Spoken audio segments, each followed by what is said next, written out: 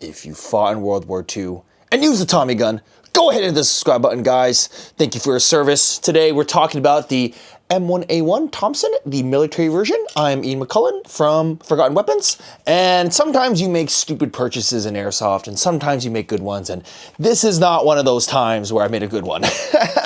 This is the Tokyo Marui Thompson M1A1 AAG, and this thing came out eons ago. I ended up picking one up for God knows what reason, and maybe just in case you wanted to get one yourself. This is a review on it because there's only reviews of this thing from like 12 years ago.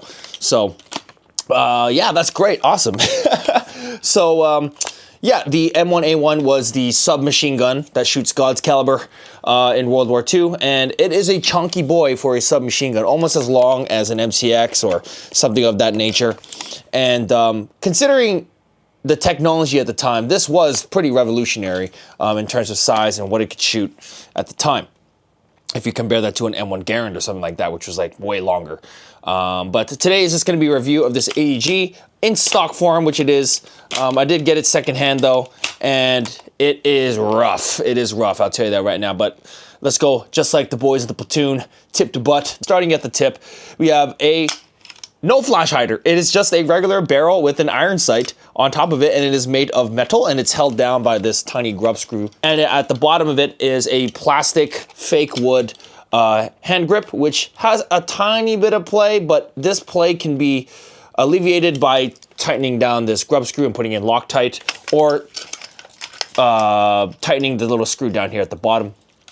But honestly, it doesn't feel too bad. Of course, it has that Tokyo Marui creak from the old days, but it's not as bad as you think it is, the way you're gripping it. It's not really creaking like crazy, so you can still be a little bit stealthy, but that stealth kind of goes out the window when you have the sling, the Thompson sling, which is this big boy here, and it is quite noisy, as you can hear.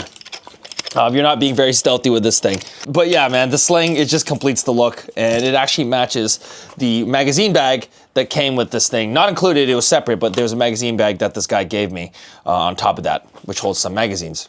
But yeah, the inner barrel is stock Marui inner barrel. It goes all the way to the end here, so not bad. We'll talk about its range performance later. Let's move down the receiver here, and we can see that it's just a metal receiver. The Thompson receiver, it's made of metal, it's very nice. Apparently this spot right here is a weak point, so maybe don't hold it there.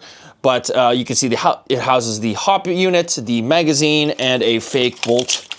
That's just a regular spring, and we can see on the other side, we got some markings, submachine gun, military mod, caliber, God's caliber, all that stuff.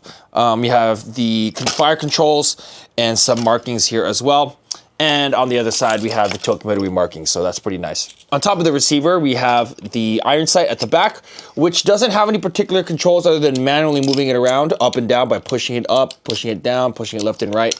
That's how you control the elevation and windage on this thing. But to be honest with you, you don't really need it. It is double-sided, so it has a peep and it also has an open sight. But honestly, in reality, when I actually took this thing out to the field, which I didn't film, unfortunately, because I forgot my GoPro, I was just kind of looking over the sight, classic Airsoft style. Being that it is a World War II weapon, it doesn't have any Call of Duty Vanguard welded on sights or anything like that. It's just going to be regular iron sights for you.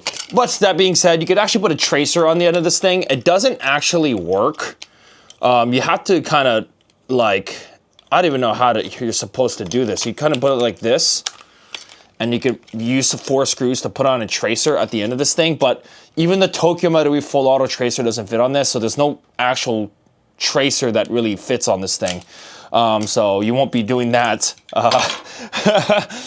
This thing is long enough anyway, so no tracer, unfortunately, unless you guys know of a compatible one. But let's keep on going. So going back to the receiver really quickly, we can see that we have the hop unit here, which is a rotary style hop. And I gotta tell you right now, it's horrible.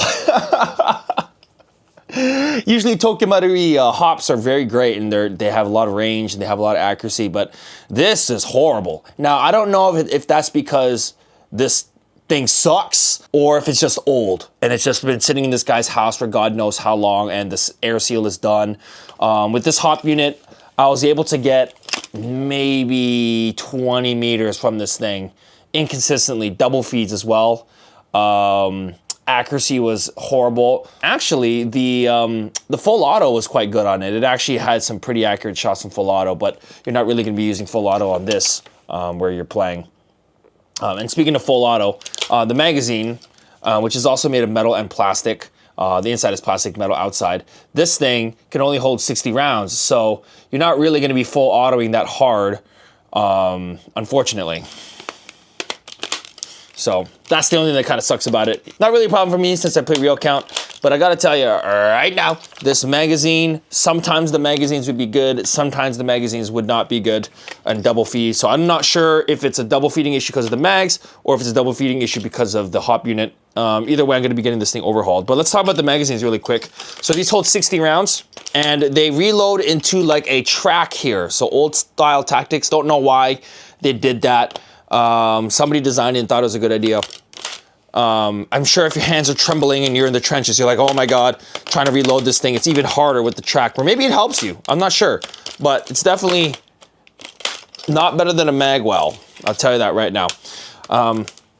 They also come in these magazine bags and you can put it down beside your pouch like this. And to reload it, you would basically open this, grab a magazine and put it in and put it back out like this. Fortunately for you, these will fit in regular chest rig pouches, or they might fit in regular 5.56 pouches. So you might not have an issue with that since they are pretty much the size of a UMP magazine. So just go like this, but the reload is quite difficult unless you really practice it, or you're going to be going this way, grabbing another one and putting it back in, or you could do a tactical reload, just kind of stuff it in there. But you're gonna be rattling around with this thing. But it does feel kind of cool, like so.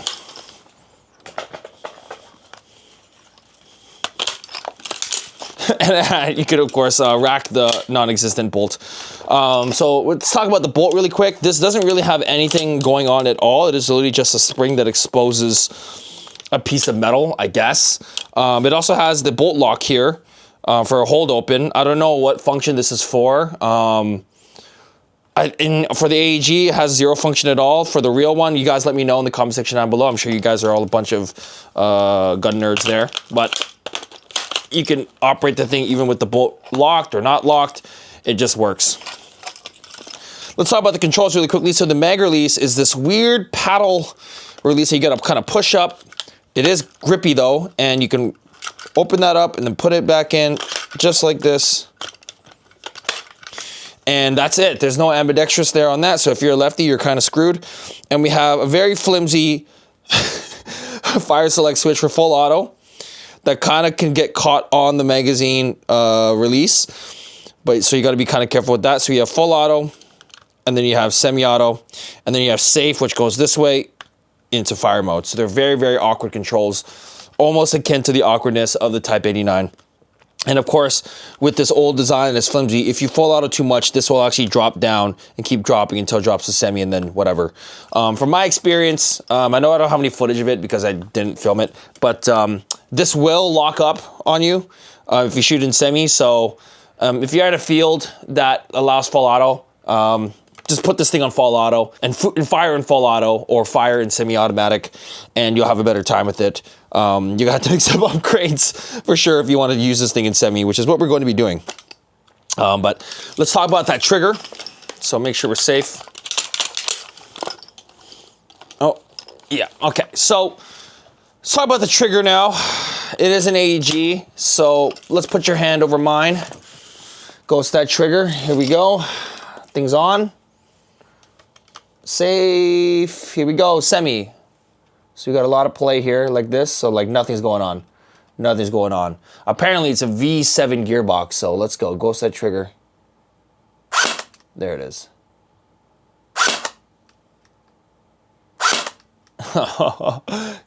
Such a deep trigger. Let's see it in reality. And there you go. It locks up just like this. So if that locks up, full auto, and you'll be back out. Also, I'm using a LiPo battery that is kind of dead. It's like 45 or something like that. But yeah, not bad response with the LiPo. I can't imagine what it would be like with the Tamiya because we're actually going 8.5 what is it, 8.6 or something like that when you use a LiPo 7.4. But not bad.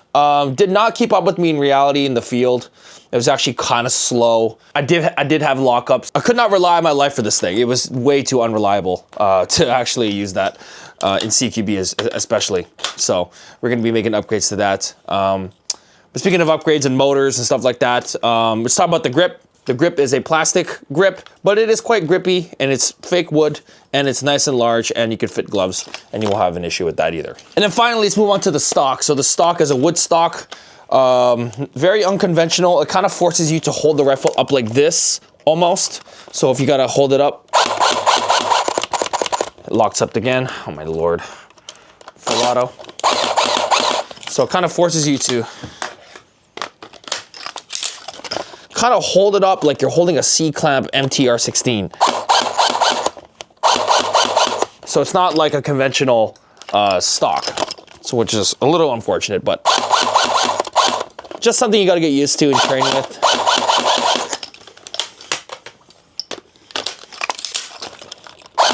But it can get tiring after a while. If you shoot lefty, it can be a little difficult as well. And if you open up the stock here, let's put this back on safe. Open up the stock here, you can actually open this up, which releases the stock butt, which is metal, to reveal the battery compartment with an actual, not even a mini S, it's like a big Tamiya with a fuse, which you have a converter for mini Tamiya, which I have a LiPo in here. So a lot of old tech on this thing. And yeah, that's kind of rough. And to put it back in, you got to lift up the lid like so, and then it'll lock into place like that. Oh my God.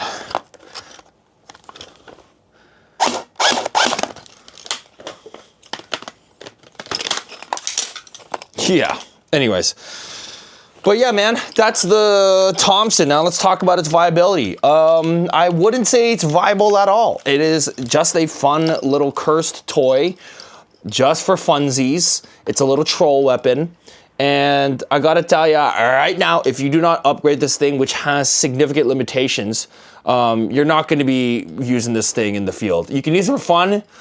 You can use it for fun or maybe some reenactments, but I think in the meta, definitely a 3 out of 10. It's just large, it's bulky, it's weird. It doesn't even have the performance to back it up. So honestly, massive regret purchase if you don't plan to upgrade this thing. But it is funny. That's why I got it. It's funny. It's literally just funny. That's why we got it. But guys, that's all we got for today. This is the Thompson M1A1 by Tokyo Marui. What do you think about this thing? What do you think about the Thompson in general? Do you think it's cool? Do you prefer the typewriter version from Chicago? Should I put a drum mag on this thing to make it cool? Other than that, guys, that's all I got for today. Thanks so much for watching, and we'll see you in the next one. Peace.